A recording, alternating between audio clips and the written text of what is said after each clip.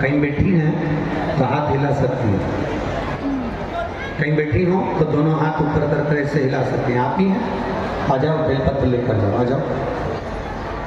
मेरा नाम पिंकी कुशवाहा है, मेरे पति का नाम धर्मेंद्र कुशवाहा है, मेरा पता बरईपुरा चौराहा विदिशा है। मेरी बड़ी बेटी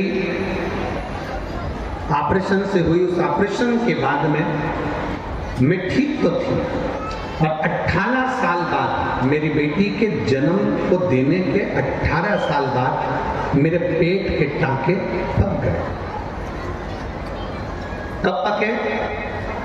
जब बेटी 18 साल की हो गई तब मां के पेट के टांके पक गए। टांके पटे, जब पके इन्फेक्शन हो गया और जांच कराई, सोनोग्राफी में आया कि गठान हो गई। गठान हुई, भोपाल में दिखाया, ऑपरेशन का बोल दिया। मेरे पहले से तो ऑपरेशन हुए थे, डॉक्टर ने कहा ये गठान साधारण नहीं है, इसका ऑपरेशन जरूरी है। आप करें तो करें क्या? गठान भी साधारण नहीं है और ऑपरेशन भी करना जरूरी है। भोपाल के डॉक्टर बोले ये गठान जांच के लिए भी जाएगी और ये गठान कोई ठीक नहीं। अब मैं क्या करूं? तब मेरे पति ने कहा तुम चिंता मत करो, टीवी पर कथा आती है, वो सीवर वाला महाराज कथा है कि रुद्राक्ष पानी में गलाकर शिव को चढ़ाकर अगर उसका जल पिया जाता है तो ठीक होते हैं लोग। मैंने टीवी में देखा, अपन भी सीहोर जाते हैं। मेरे पति कुबेरेश्वर धाम गए, 10 अगस्त को पहली बार वो कुबेरेश्वर धाम पहुंचे, वहां से रुद्राक्ष लाए। मैं पति और मैं दोनों ने शंकर जी के मंदिर में जाना प्रारंभ करा, जल चढ़ाते, पशुपति व्रत करते। और दूसरी बार 10 अगस्त से जो हमने शंकर का द्वार पकड़ा, 1 महीने के बाद हम फिर भोपाल पहुंचे और भोपाल में जाकर हमने उसी डॉक्टर को फिर जांच कराई।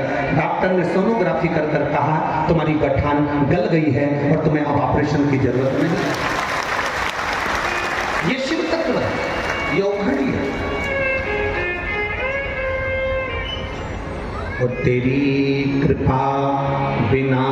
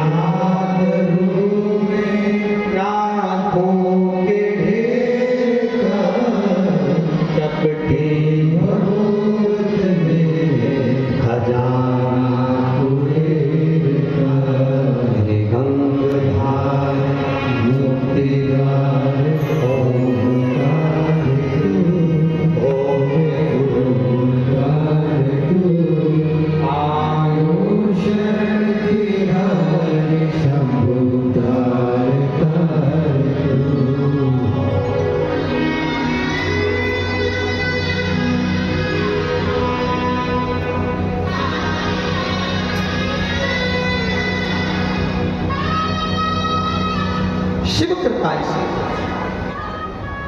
शंभु इसी को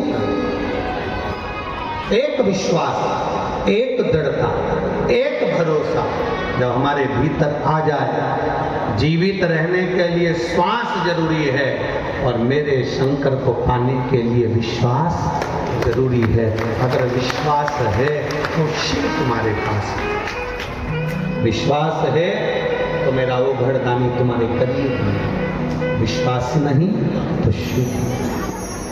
रामचरितमानस में तो तुलसी बाबा जी ने लिख दिया शंकर विश्वास रूपिण। ब्रह्मा जी का भगवान शंकर के प्रति विश्वास नहीं था।